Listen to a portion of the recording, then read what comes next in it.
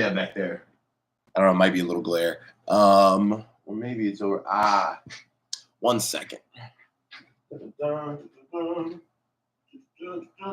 Had some plastic on the ground. How we doing, everybody? Whistling a little inspirational tune as we pop in for our first pre-market prep session of this holiday shortened week. As always, I'm your host, Adam Holland, stock options expert market strategist, but still student of the game, right?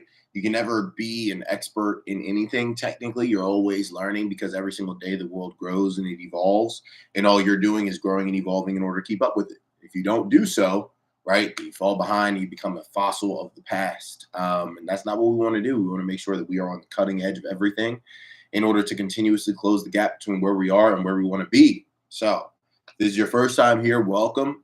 I'd, wager that it's important to make this a part of your morning routine, because not only will it help you execute in markets and do so successfully, but it will also help you execute just as an adult, right? Just as an adult that wants to make timely decisions. Timing is everything in this world, right? There's companies that did what Amazon did before Amazon did it. The timing wasn't right. They failed, right? There are, plenty of people that were super smart. They were involved in the real estate market, and when the timing wasn't right, things failed. They got sacked. So you can do the right thing and do it at the wrong time and it be the wrong thing to do. So what we try and do is make sure that each and every morning we are on the right time, right? We're on the right time with markets. We're on the right time with overarching trends. We're on the right time when it comes to, sentiment pervading throughout this increasingly small world. As conflict breaks out, we, become more and more aware of how small our world actually is. And that's why it's important to keep tabs on what's going on here. So good morning, everyone. Andrea, Detrice, Alicia, Dawn, Paul, good morning. Hope you guys had, for those of you that had a day off, hope it was a great day off. For those of you that didn't, you're already hitting the week with momentum. I got some good stuff done yesterday, nothing stock market related, but it was all great work, right? I hit the grocery store during the day and was like genuinely offended because there were also a lot of people in the grocery store, and I forgot that it was like a holiday and that people were off. I was like, what are you all doing here? Like, don't you have work? Like, I'm looking around, I'm like, why is what is it? BJ's, or Sam's, right? Sam's, so why is it packed? Right? Why is it packed in the grocery store? And it's because, other people had off as well. And that kind of threw me, because normally I like to go during the day because it's quiet. I can take my time. I can stroll, stretch my legs. That was not the case yesterday. But let's see what we got going on today. We're going to get into, of course, what we have for us in the week ahead, and then also get into our specific, Tuesday news. Let's see here. I hope they didn't switch up on us as well. Read now. So earnings week ahead. What about just the normal week ahead? I don't know if we got one of those. Let's see. And if not, we'll just dive straight into our Monday specific news. But I know sometimes with Seeking Alpha, they're just trying as much as possible to get you to subscribe, to their newsletters and all that stuff in order to read things. I just want you to let me know what's going on the week ahead in your normal Wall Street Breakfast newsletter, my guy. I don't really need all these other insights from your analysts, because the primary indicator, which is price action, is all I really need. So let's see what we got going on here. Maybe if I just search just from there.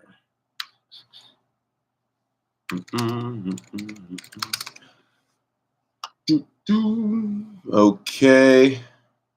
So what move markets? Yeah, let's see. Earnings. Okay, maybe they called it the stocks to watch. But let's get into here, kind of laying the groundwork for the week ahead, right? We'll do that. Oh, okay. So they put this under just a new letterhead, it looks like. All right. So let's lay the groundwork for this holiday shortened week. Talk about what events we have going on this week, if we have a packed economic calendar, if we don't, because those are all things that we need to factor into our trading plan as we go throughout the week, right? Data drops, CPI, all that stuff, Powell speaking, all those can be landmines in the price action, right? Something that blows up the current price action that's there. So we want to be aware of those the first day of the week. right? So that we aren't trading like there's no tomorrow if that's not how we should be trading for that week, because there's a lot of stuff going on and the market won't be moving a lot. So let's get into it here. Our top news looking at the week ahead: investors will not have much in the way of economic data to wade through this week after a wave of conflicting reports on GDP, jobs, retail sales, and CPI inflation did little to settle the debate about whether the economy is more at risk of overheating or drifting into a recession. However, heavyweight earnings reports from Nvidia and Walmart could impact sentiment, not sentiment, broadly in their respective sectors. Nvidia is up more than 45% on a year-to-date basis. It has been paying along the way, and is the AI superstar of the year. I don't know. I mean, there's a lot of like super microcomputers. I'd say that's kind of been the AI superstar thus far, just because it's been absolutely insane, even though it's, much more meme frenzy type movement. Um, but let's see here. While Walmart is being tagged as one of the better defensive plays of the year, Walmart also has a 3-for-1 stock split that will become effective at the close of trading on Friday. In the crypto sector, expect more buzz about the Bitcoin halving event that is expected to occur in May to reduce the reward for Bitcoin mining by half. First Bitcoin halving occurred in November 2012, followed by halving events in July 2016 and May 2020. Bitcoin typically trades with increased volatility in the months ahead of the halving event. That's very key to break down, right? It did not say Bitcoin goes straight up in the months headed into the halving. It says that it trades with increased volatility. So if you are, a coin master, got to catch them all. You're big into the crypto space. I'm sure you've done your research, but just make sure that you do your research into this stuff always, right? Whether it's stocks, options, whatever. Just do your research going into it and don't just say, oh, because of this thing, this is why I'm going to purchase. Look historically, how did the chart move, right? In July 2016, May of 2020, November 2012, and then make your decisions based off that, right? But yeah, we've got a big event coming up, and that also means that we can continue to look at these crypto tickers. We called the bottom on Riot, called the bottom on Mara, right? All those pulled back to major support levels a week and a half ago, right? And all those were called out. And since then, each one of them is up like what, 40%? I mean, it's like they went up, they fell down, and they've just absolutely pushed since then. So it's been for Riot, right, which was called out. Those calls went crazy. If you just check Riot's chart, we gapped up multiple times over the course of the past 2 weeks on Riot. So, those Riot call swings played out very well for us. Mara, if you got any of those on the long, right, when that was called out at that long support zone, Mara crushing it. So, crypto is something that we can increasingly take advantage of in the stock market as well. But, coming up to the event, right, to the halving event, there will likely be a lot of chatter in this space. So Coinbase, Riot, Mara, all ones to look at here, but just make sure you know how to read the charts, right? Because if you were just sitting in them, you've gotten yanked around because we went up and then we went right back down and then we went up again and we're now at the same level that we were a few weeks ago. You want to make sure that you know when to get in and know when to get out, because at the end of the day, if you don't know when to do those things, you won't make money, right? You'll just be in forever.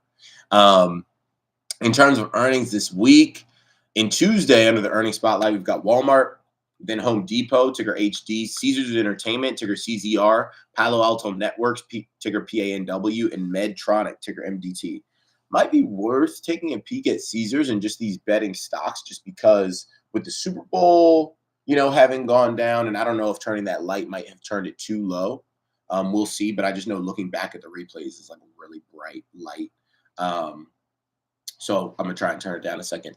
But yeah, I feel like all these, betting tickers, I'm not saying that they'll do well. I'm just saying it's something that piques my interest when I see it, because this Super Bowl was heavily bet on, right? Heavily bet on, heavily watched, to the most, the highest ratings ever. So I think just poking around and saying, oh, hey, I've got some money from this or some money from that.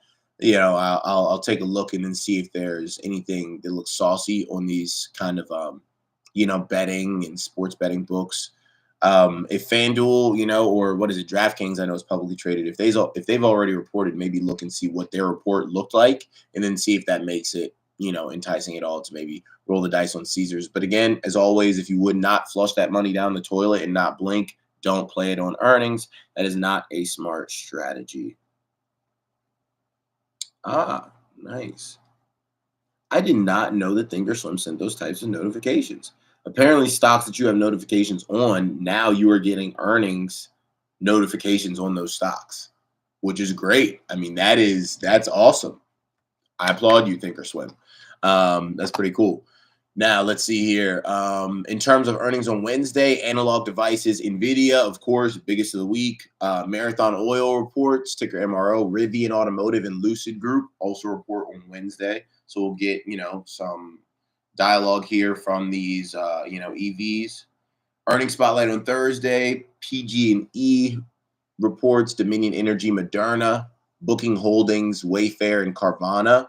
And then Friday, Warner Bros. Discovery, Bloomin' Brands, and Amirin, whatever that is. Is there anything else important? Options trading volume is elevated on Digital World Acquisition Corp, of course. The most overbought stocks per their 14-day relative strength index include SMCI, no shock. But also, I don't really care about what RSI says is overbought and oversold. I'm not trading SMCI, but I'm just saying it's not of something that concerns me because in, the summer of 2018, we were literally overbought the whole summer. We just kept bleeding up. So the charts is what you have to pay attention to. The charts are what you have to pay attention to. Investor events, anything important here? More as the conference, city global conference. Not really. Not really. So let's go and check out our Market Watch calendar, U.S. economic calendar. Make sure we know what's going on here. Okay. Monday, nothing. President's Day. Tuesday, U.S. leading economic indicators at 10 a.m. Not really a huge thing, but if you do see kind of some chop and, where we don't really do much heading into 10 a.m., it's likely because the market is waiting on these leading economic indicators. But this isn't something that's going to be huge. Wednesday, we get the release of the minutes from the FOMC meeting in January. So this is a meeting that has already happened. We're just getting notes from that meeting.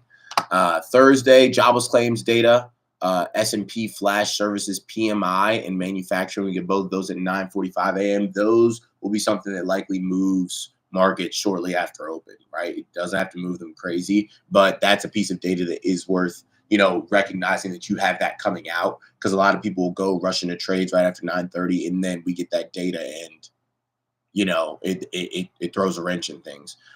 So waiting on Thursday until probably after 9:45/10 a.m. might be advisable. Let's see here. And then Friday, nothing going on. So the biggest day in terms of economic data is definitely Thursday. Home sales, jobless claims, flash services PMI, manufacturing PMI. We've got a few members of the Fed speaking. So Thursday is definitely the heaviest day. Wednesday doesn't look like a whole much of anything is going on. So tomorrow should be rather quiet. Now let's get into our Tuesday specific news, right? So throw a 2 in the chat if you're still with me. We went over our Monday specific, our week ahead kind of specific information outlining where the landmines could be this week, knowing that 9:45 a.m. on Thursday, right? We've got PMI, we've got manufacturing data, all that stuff where you get into a trade at 9:31 and then you look and something happened and you're like, oh my God, what happened? Oh, I forgot about this data. That is why we do these sessions, right? Because that happens so often. And it's like the George Bush, fool me once, shame on you. Fool me twice, can't get fooled again. Like, that's where we're at with it. It's like, once I get fooled once, okay, cool, I didn't know. But now that I do know, if I get fooled again, that is my fault. That's me being lazy, because it takes 20 minutes every morning for us to lay the layout for the market for the whole week. Like, that's easy money. I'll take that trade every single time. In terms of top news for Tuesday, new payment giant. Investors had some time off the stock market on President's Day, but that couldn't stop some mega deals from turning it into Merger Monday. Capital One, ticker COF, agreed to acquire Discover Financial Services in a stock-based transaction valued at $35.3 billion, creating a new financial giant that will better compete with the likes of Visa and MasterCard. So we've got a new heavyweight entering the ring. Besides payment networks, the two companies will also form the largest U.S. credit card issuer by loan volume, as well as the 6th largest U.S. bank by assets, which is sure to attract extra attention from regulators. That was my thing, because we've talked about this, right? There are 3 in the chat if you've heard me talk about how stern regulators have been during the Biden administration. They have been so stern, right? Pretty much no big deals have worked out. under this administration, like whether it's, Spirit getting acquired by a different airline, Nvidia trying to acquire ARM. It does not matter in what sector. If you are becoming a major power player through a merger or acquisition, they are striking it down. And I don't think, especially with how, credit card default has been a problem, right? Something that I talked about months before it happened, and then that ended up materializing, talked about on these sessions. I don't then think they're going to like allow this huge credit card issuer, the biggest by loan volume, to come into existence. Because I feel like that just causes, inherent issues when you have one entity that is issuing out all of this credit. Is just scary, and it just scares regulators. So I don't know if this ends up going through, to be completely honest. If you wagered that every acquisition that was announced did not go through, you probably won literally every single one, because I can't remember one big one that actually ended up working out. Microsoft and Activision, I think they got it working in Europe. I don't think it got, I don't think that got put into law here or ratified here. So that's my initial response upon hearing it. It's like, oh wow, big moves, but also I don't think this move plays out. Maybe it's something that takes long enough that there's a new president, by the time it happens. Not sure. But this right now is something where I hear it and I'm like, more of a dog and pony show, because nothing has actually been flying with the regulatory bodies that are in place. In terms of reaction, in typical M&A fashion, shares of Discover, ticker DFS, are up 13.6% in pre-market trade, while Capital One, ticker COF, is down 4.3%. Many are hoping the deal will translate into lucrative interest charges as credit card debt and delinquency rates continue to climb in the aftermath of the pandemic. Upon completion of the transaction, Capital One stockholders will own around 60% of the combined firm, with Discover investors owning the rest. Note the agreement comes after Discover hit some turbulence in August 2023, when its then CEO, Roger Hochschild, left the company. At the time, analysts suspected his exit was related to increased regulatory and risk oversight concerns. The company disclosed in its Q2 results a $365 million charge related to a misclassification issue, which caused DFS to provide refunds to its merchants and merchant acquirers. In December, Discover said Michael Rhodes, formerly with TD Bank, would become its CEO as of March 6th. So it looks like some sketchy stuff was going on, in 2023 that caused their CEO at Discover to leave the company. So definitely sketchy. I mean, a $365 million charge related to a misclassification issue. That sounds like a lot of fancy language for somebody was stealing money. That's what it sounds like to me. They misclassified it and classified it as their own personal gain. They're like, yeah, all this customer money was misclassified into my account. And yeah, I'm sorry. Peace out. I'm leaving as the CEO. And that's all hearsay, right? That's just for me reading this, but those are the vibes that it gives off, right? It's like the white collar verbiage to be like, somebody did something sketchy. In terms of more details, Capital One anticipates the mega deal to generate $2.7 billion in pre-tax synergies and add more than 15% to its adjusted EPS in 2027. It's also expected to deliver a return on invested capital of 16% in 2027, with an internal rate of return of more than 20%. A conference call discussing the tie-up will take place this morning at 8 a.m. Eastern Standard Time.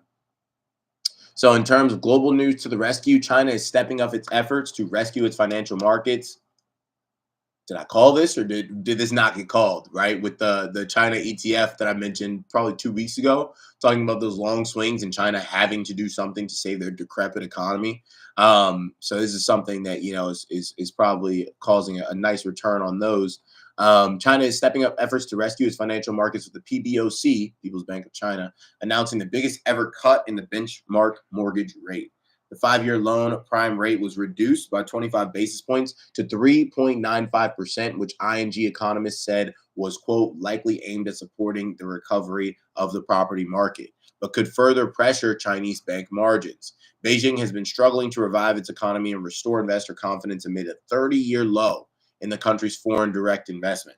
The Lunar New Year turned out to be a bright spot, with consumer spending topping pre-pandemic levels, although some analysts are doubtful that this trend will continue. I mean, I don't doubt the pre-pandemic levels are topped, because stuff costs more. Like, I don't even know if people are necessarily buying more as much as just stuff costs more. Like, you can't kind of stamp that as a victory. We do the same thing here in the US. It's like, oh, we bought more, there was more money spent this Black Friday than last Black Friday. Yeah, because stuff is more expensive.